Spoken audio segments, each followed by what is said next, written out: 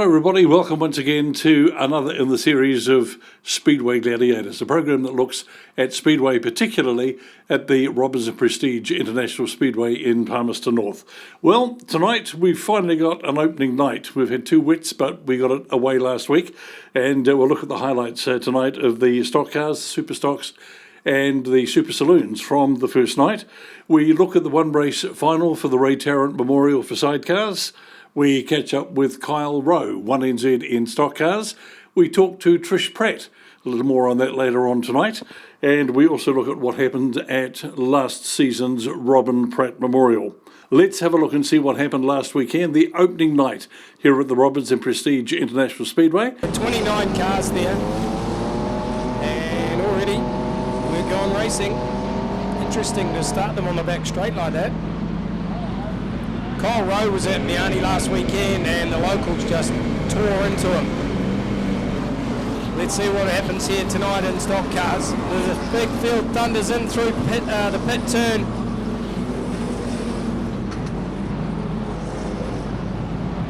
Kyle Rowe again having to contend with lap traffic just in front of him. There's the hit. Oh, and takes himself in the wheel too. That was for second and third. McDonald got the hit by Beau McLeod. So race one of the season goes to the 1NZ of Kyle Rowe. That car was fast, like I said, was on rails in that race. Scooting around the bottom end, Rebecca Barr in the 134. Doing double duty on the Superstock tonight in the other 34. And sitting in second place at the moment is Brock Robbins, Taylor Lamb, Josh Mulcahy. Whoa, up he goes, turning 5. Hello, mother, I'm coming home early. Josh Mulcahy in 48, sitting in second place. 39 is holding up a few drivers. Looks like Neil Colby.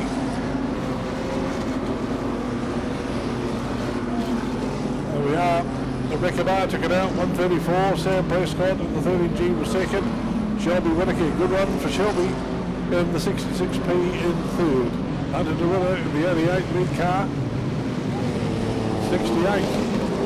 Straight into the wall.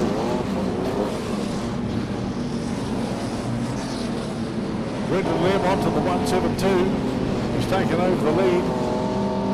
68 was Kenny Wallace. He's now sitting in second place. A little bit of a how's your father turning around on turn 4.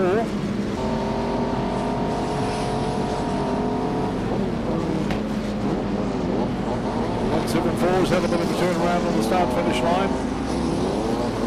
Last lap, Sam Prescott, 13G. Just got to do another lap.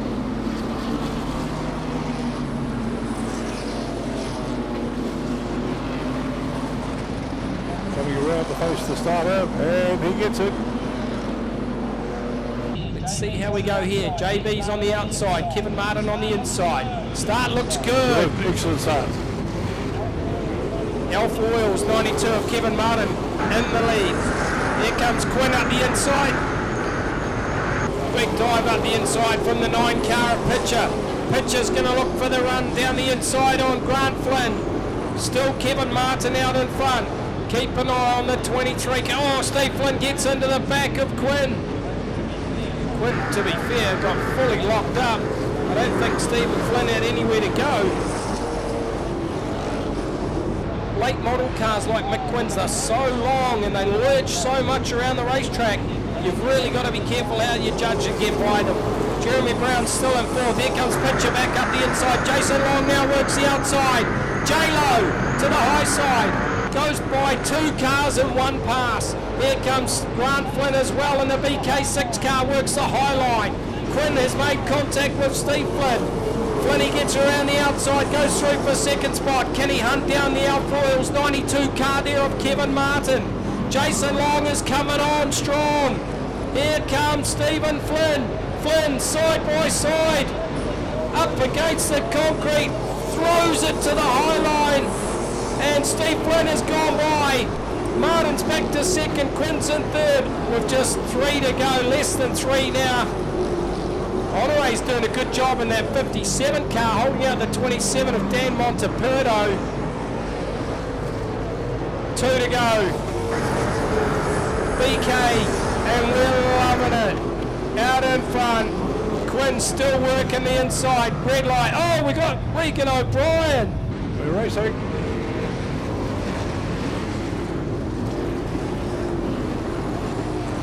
Jason Long goes straight to the high line. King in third spot, under pressure from the former New Zealand Superstock champion, and Jason Long throws it to the inside. What a move that was! Outside, inside, makes the pass. Remember that 57 car is a saloon car spec with bigger carbs. He had no idea how it was going to run tonight. I'd say it's running pretty darn good right now. J-Lo's going to stay up high on that track. He's going to clean the concrete as much as he can as he comes around the outside with 3 to go. Look at that, race fans. From the back to the front for Jason Long. Grant Flynn's going to try one more position before the race is done. He's going to go up high on the track. Monteperto might just have the gas off the back corner. Jason Long wins it. Second place, Dan Monteperto in the 27. Third place, 6B, Grant Flynn. Here comes Grant Flynn to the inside. Stephen Flynn is in no man's land, trying to run that high line early. The grip is just not there at the moment, and he's gone back to third place. Kevin Martin's come through into the fourth spot. We've got 7 to go.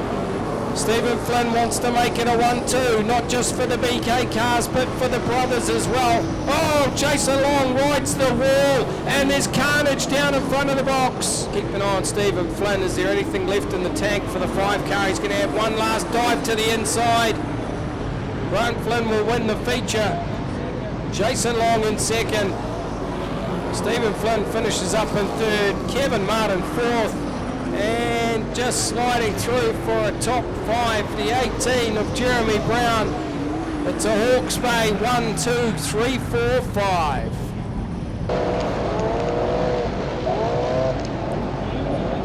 Williams it is, that leads off turn number 4. Getting the hurry up though from the 599 and Ron tied to the inside. Third place the 44 McDonald. Then it's Millsop in the 71 in front of Burmeister in the 172. Side rail action. Ron Ty's getting pushed around out there by the 172. Burmy does the business. Ty again's caught up on the outside. Here comes Rebecca Barr on the inside. And the 722 of Lowe just shoves them all out of the way.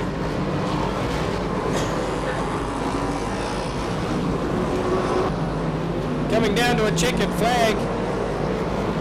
And he got it. 41, 44, 172. Daniel Burmeister. Yeah, 2 different race lines there. Ranger right down low and might just get the job done on Humphreys, who hit the wall.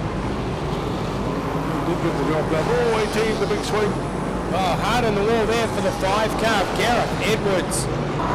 It's Jack Myers that's out in front. Humphreys in second spot. Clive Elliott's there in third in the 95. Clive's doing a good job here because he's holding out 2 quick drivers in Ron Ty and Burmeister. Myers will get the white flag with 1 to go in the McCarthy Transport BDS Logistics car. Trent James spun himself out. Hooks it back into first gear and he's away again. And 88 Myers is going to take the race win. Second place will go to Humphreys in the 94. And an awesome drive for third place there from the 95, Clive Elliott.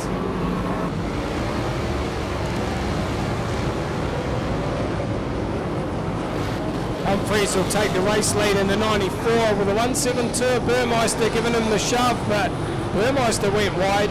Humphreys now running right up high on the concrete. Sparks are flying, the angle grinders are out. Ron Ty goes through into the race lead. Gain Humphreys swings it wide. Through to second spot is the 22 of, well, good on him. He's there. Starting to get the grips with this car, Randy T. The action really is at the rear of the field. Yeah, rollover. Well, Clive Elliott forcing his way up through in there. I know he's down in the positions, but hard, over, no, not quite. Oh, nearly on top. Wow, great action from our superstocks tonight. And David Lowe in the 722. the 18 car moves out of the way as well. He got Ranger. him. He nearly got him too. Well, it'll be a feature race win. Brought to you by Lucas Oil for the former national superstock champion Ray Tarrant in the 22 car. 599 Ron Tyre across the line for second. 172 Daniel Burmeister does hang on for third from 41 Scott Williams. 34 Rebecca Barr and 44 Cameron McDonald. The Ray Tarrant Memorial, a big night last weekend, a one-race final. How did it go? Sit back, let's find out. Well, this is the big race, the AFC Motorcycles Ray Tarrant Sidecar Memorial Championship final. Winner takes the championship. Highest qualifier got to pick their gate choice first. So again, from the inside, gate 1, 17P, gate 2, 89, gate 3, 26B, gate 4, 27B, gate 5, 34, Wanganui. All the heavy hitters through qualifying. Comes down to this. Starter looks happy, raises his arms, the engine revs will come up. Let's go racing. Looks like a good start from gate 2. Brilliant start for the 89 bike. Someone's flying up around the outside. I think that's the Wanganui 34. Your top qualifiers are back there in third. Then it's the 17 and the 27 crew out the back. Wow, what a start for the 89. Wayne and Max Lett. Have they saved the best till last? Second place for Aaron Rose and Sturge on the 34 bike. Third place trying to make something work on the track like they have done in qualifying with those brilliant passes. The 26 of Lincoln and Beaver just stuck back there in third place. They'll be disappointed if that's what they get out of the title. Stretching away now, Wayne and Max Lett. 1 lap to go.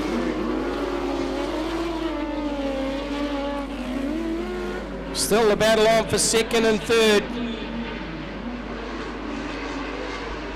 As they come through the final turn. It took a good start, I said it would.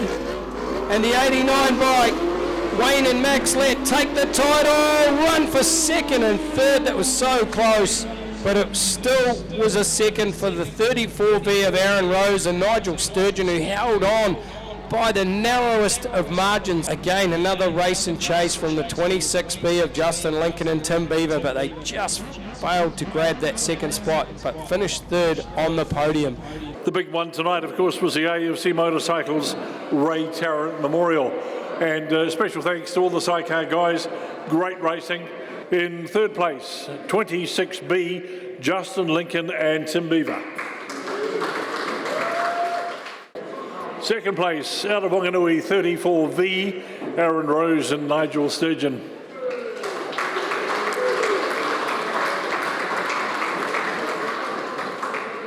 Yeah, good night, mate. It's our second meeting together, so no, we're pretty happy with that.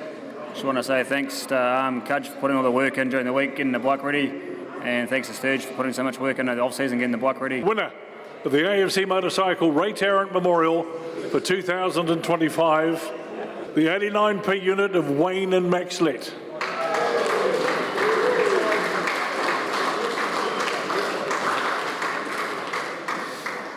Good to have something to take home, mate. Congratulations, well done. Cool, thank you. Yeah, just like to thank all the track guys in St John's and all our fellow competitors. But yeah, it was a good night. Enjoy the night. Yeah, no, it was good. There we are, the podium for this year's AFC Motorcycles Ray Tarrant Memorial. Round of applause for the boys.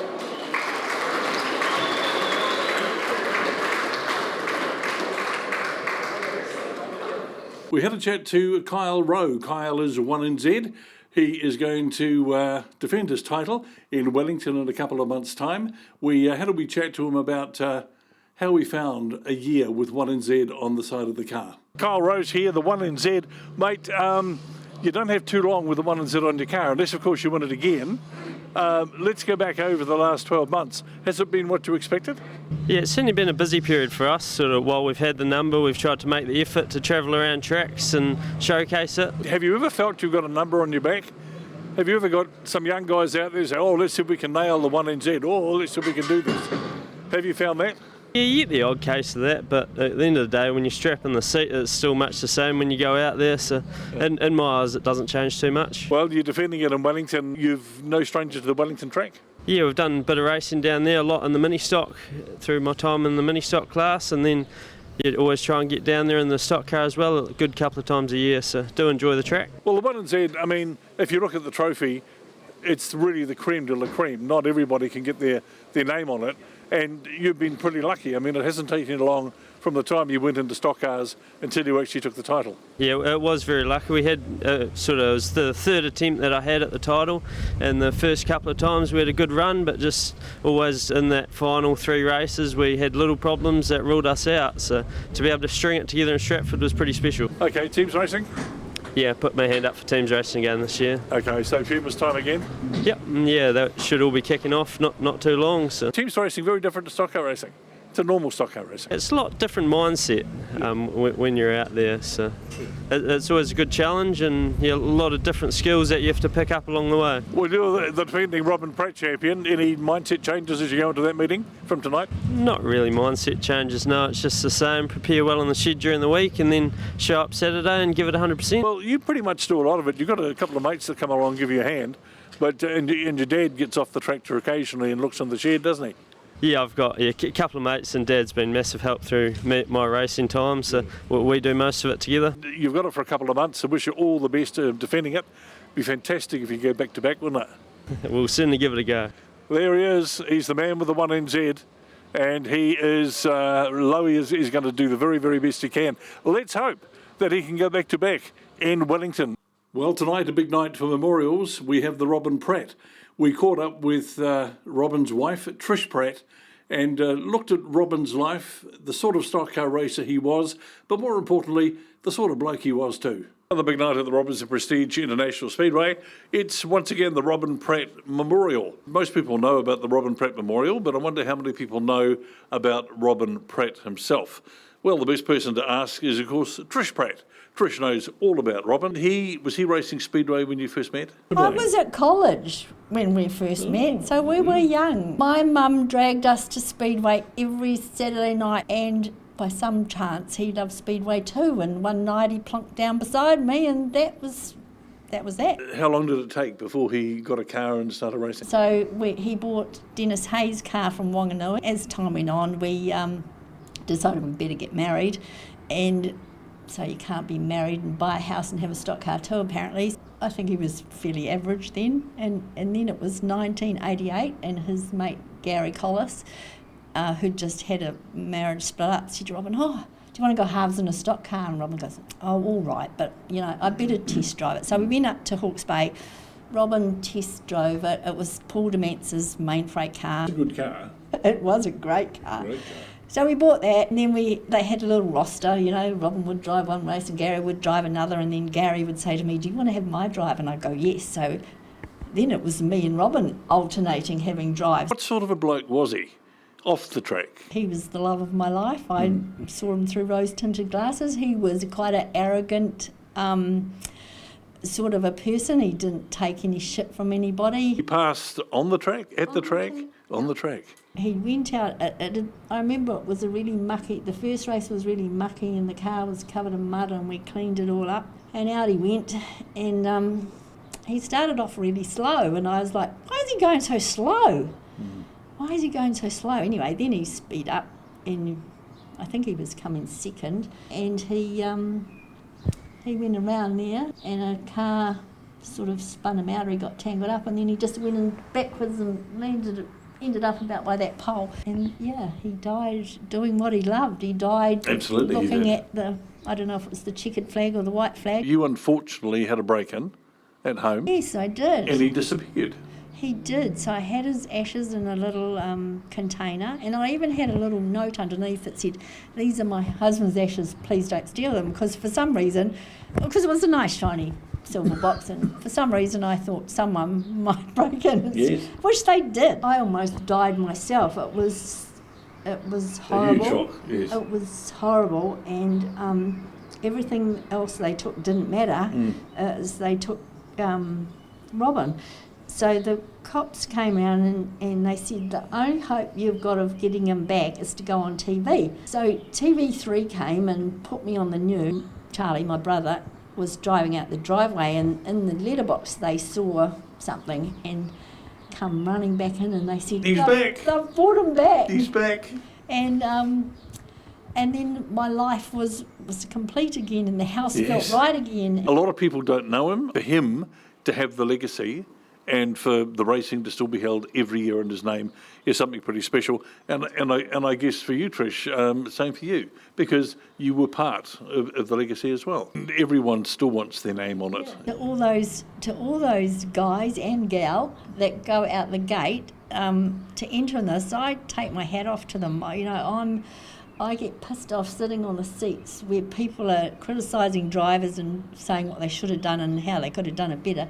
You get out there and see how hard it is. I've got so much love and admiration for stock car drivers that they're just wonderful, a wonderful breed. Well, Trish, thanks for coming along and sharing a bit about Robin. He's a great fella, and it's neat to know that it's still progressing. Yes. And personally, I hope it continues. Yes, I'm hoping for the 25th we get Peter Rees back for the 25th. Well, the Robin Pratt Memorial is on tonight, so hang on to your popcorn, hang on to your hot dogs. We'll be racing a bit later on to see who picks it up. Let's have a look at what happened at last year's Robin Pratt. The Palmerston North guys want to keep the title in Palmerston North. They want their name on the cup as well.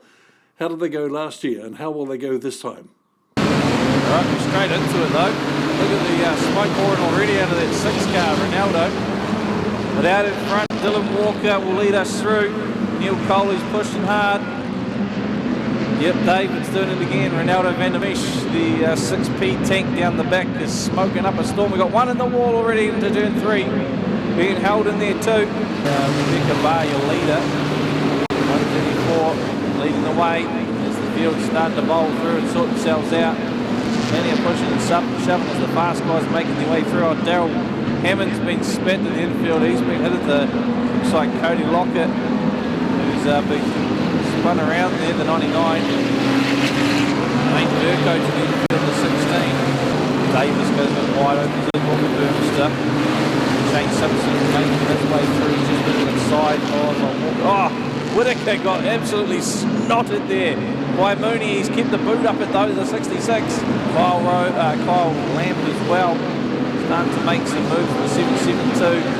Kyle Rowe putting pressure on Bex for the lead here. The 79 looks to the inside of the 34. 134. Bex still leads it. Kyle Rowe, Daniel Burmster, Jared Davis, Jade Hall, Lucas Hay, and Ethan Levine has made his way well and truly through the field now. With Bex, she's just coming out of turn 4, the green. 134. Kyle Rowe is right in behind though. See if he gets close enough to put the bumper in through 3 and 4. Just gets a bit loose out of 1 and 2. Kyle Rowe, no doubt, he comes in. He just gives her a bit of a touch up. Pushes it wide. I don't know if he's got the pace to get underneath though, not quite. Yeah, Rebecca will take the win. Kyle Rowe settling for second. We go back to Burmester. Jared Davis, a great run from 31B. Go racing.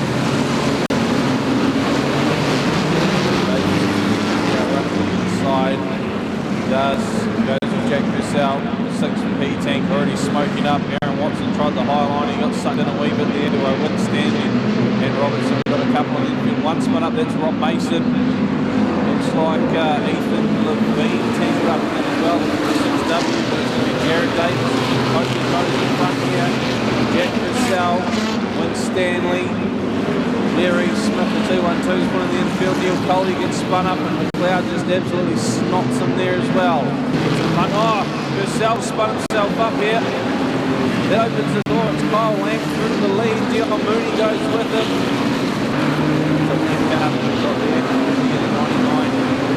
Oh, Kyle Rowe almost got tagged by Burford and Win Stanley's been stuck in it. He's lost a heap of places. Burmester spins up hammered. Looks like Davis is going to have a go. Oh, he spins him up. He's got the 6 feet. Kyle Rowe through to the second spot now. Let's see with the white flag one to go. Kyle Lamb just taking it easy. Picks it up nicely there. Spins up perfect. Looks like Jaden Hall spun up there to 135. He's gone down the field. The Kyle Lamb taking the win. 772. Pick up Kyle Rowe's gone missing. No, he crossed the line. There he is, hiding away. 79 as he always does. And we get the green. He's going to lead us through. Burmester tries to make that jump to get underneath. McLeod going with him as well. Here's Kyle Lamb through the field. Aaron Watson's to the infield. As is Blair Reeve Smith and Tony Norman. They rejoin though. Burmester in behind. Mooney. Burmester be running his own race here. Trying to get that top spot on the podium. Sitting in third on points.